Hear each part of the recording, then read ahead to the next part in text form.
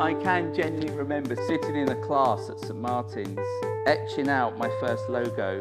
Got to caveat this by saying this was like 1991, 92.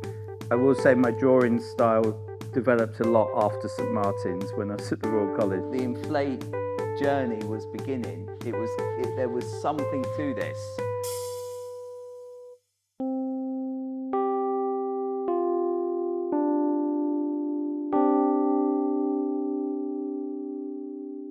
I have this with me, which is like the single.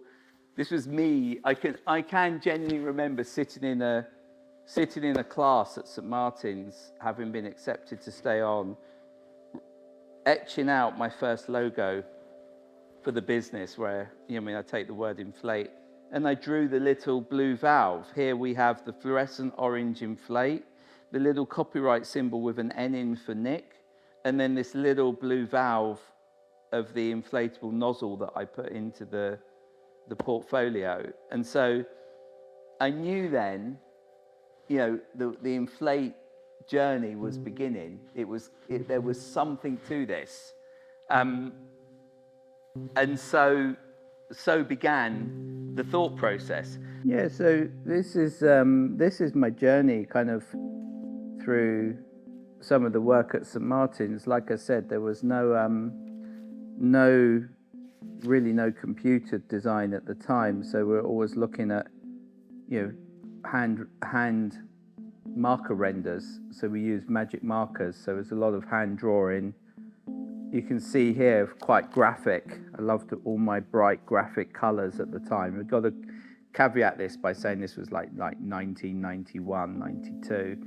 So I remember this project, I was designing a kind of like a cocktail shaker, a juice shaker. So I had this very organic forms that you could hold and shake, and just created these renders with like clear bits to see in what your juice was doing. So this was like a project looking at the process of blow molding and stuff like that. And you can see here some of the sketches, very kind of like very sort of simple side elevation sketches. I will say my drawing style developed a lot after St Martin's when I was at the Royal College, so this is very funny seeing this. But you can see here tech drawing-y, kind of render, technical, sectional stuff. So kind of interesting seeing these. It's interesting for me looking at them. And very dodgy design, I've got to say. And the kind of notes, brief notes. And I think the next project was looking at disabled cutlery, and I ended up with this, which we saw earlier. This was my idea of disabled cutlery, God knows why. I think at this time I'd discovered Philip Stark, and I was very influenced by the work of Philip Stark, so I was doing these products here, and I was trying to justify the brief. But what I did like was this sort of dot matrix graphics I did, and I would have used Letraset, like a rub-on Letraset stuff to do this. So kind of analog graphics, really. So you can see, like I said, I'm a failed graphic designer, so I could realize that my product design, I could still do bits with it. So like you see a little graphic work here, technical drawings, hand drawn, everything is hand drawn here. And this project was kind of fun. It's bathroom scales. You can see the continuation from the sugar shaker to the bathroom scales. We're trying to create these kind of very amorphous-like products. But then there's this very techie bit of me comes out, and I don't know why, but we ended up with these bathroom scales becoming almost like these spaceships. God knows what was going on in my head. You can see here, then the orange creeps in, orange and black, the foot. I don't know if anyone would ever buy these, but it's quite a interesting thing. Oh, this was it. It was like you hung it on the wall and it had a radio with it. So your bathroom scales with the radio as well. This is where the obsession of like electronics. I think every product designer likes the idea of designing an electronic product. I think when I was studying design, the holy grail of design was an iron or a microwave at the time, and that's the type of thing I kind of aspired to design in.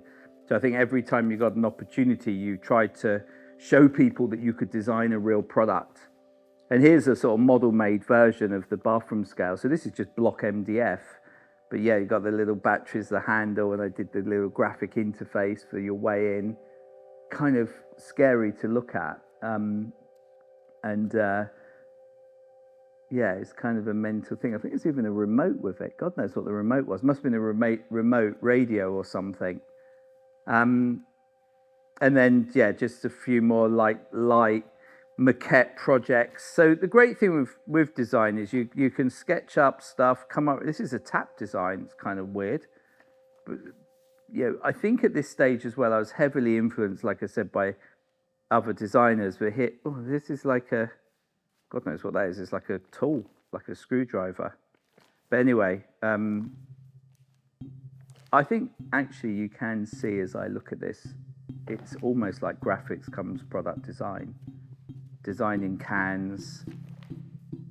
This was a crazy can that would never work. It was like in this sort of this shape where you held it. But I know now if you put gas in it, that would just blow open. So, yeah, just a whole journey of, more renders look the same. My fascination with art and architecture and graphics and using airbrushes and various other things. So this is a little journey through.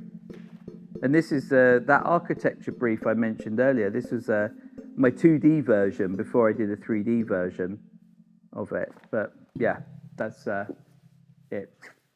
I don't know whether that's useful or not, but I think it'd be interesting either way. Let's cut there. yeah.